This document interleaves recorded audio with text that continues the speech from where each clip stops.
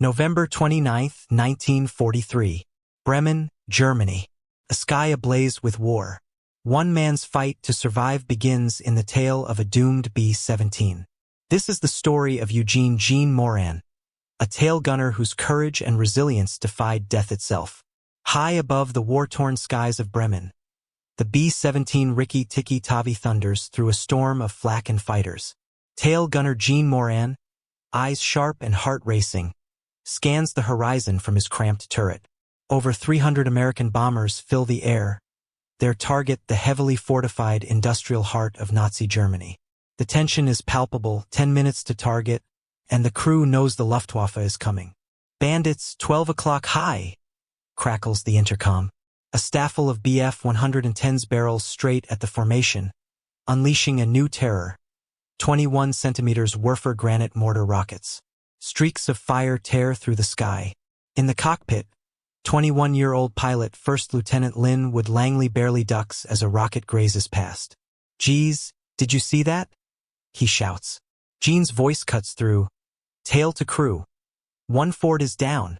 The rockets give way to gunfire as the BF-110s close in, their cannons blazing. Navigator Second Lieutenant Jesse Orson fires the cheek gun, while Gene peppers the enemy as they roar past, peeling off in pairs. But the respite is brief. "Bandits, 5 o'clock high," Gene yells. A swarm of BF-109s and FW-190 butcher birds descends, turning the sky into a whirlwind of tracer fire and chaos. "Geez, there's too many," someone cries. Shell casings pile up as every gunner unloads on the enemy. Flak bursts erupt, 88mm shells painting the sky with deadly black puffs. Flak, 11 o'clock low. The Rikki Tikki Tavi shudders, but the crew presses on. Pilot to bombardier. "Curtis, you ready to drop them?" Langley calls. "Yes, sir." "Bomb bay doors open," replies Bombardier Donald Curtis. The lead plane signals and Curtis releases the payload. Bombs away. The B-17 lurches upward, lighter, as the bombs plummet toward Bremen. Langley banks for home, the flak mercifully fading. "Damage report," Langley demands. The crew checks in. Navigator, ball turret, all clear. "Only some holes in the wings and fuselage," someone reports.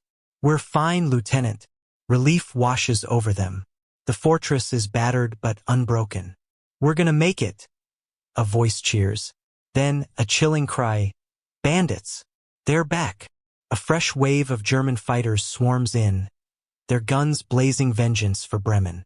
The formation is hammered from every angle. 2 o'clock, 6 o'clock, 12 o'clock high. Fortresses fall, spiraling out of the sky. Gene tracks an FW-190, then a BF-109, firing relentlessly, unsure if his bullets hit home. The Rikki Tikki Tavi shakes under a brutal volley and begins to drift back, the gap to the formation widening. "What's going on?" Gene shouts into the intercom. No response from Langley or the co-pilot. "We're slipping back," another gunner cries. The plane flies straight, but the silence from the cockpit is deafening.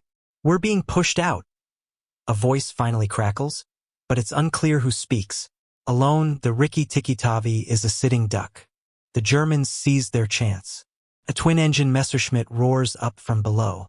In the ball turret, Gene's best friend, Wilbert Pui Provost, screams, "Mo, there's a son of a bitch coming right up our ass."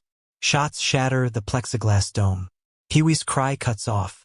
Gene unloads his .50 calories, smoke trailing from the stricken fighter as it falls away.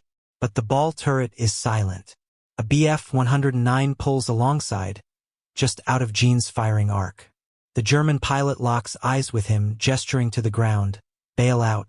Gene hesitates, wondering if he's the last one left. The moment shatters as gunfire erupts from the B-17. Someone's still fighting. The BF-109 peels away, and the German fighters close in for the kill. The tail section becomes a maelstrom of shrapnel. Gene is thrown to the floor, his guns jammed. With sheer grit, he clears one gun and fires, only to be hit. Both arms broken, ribs shattered.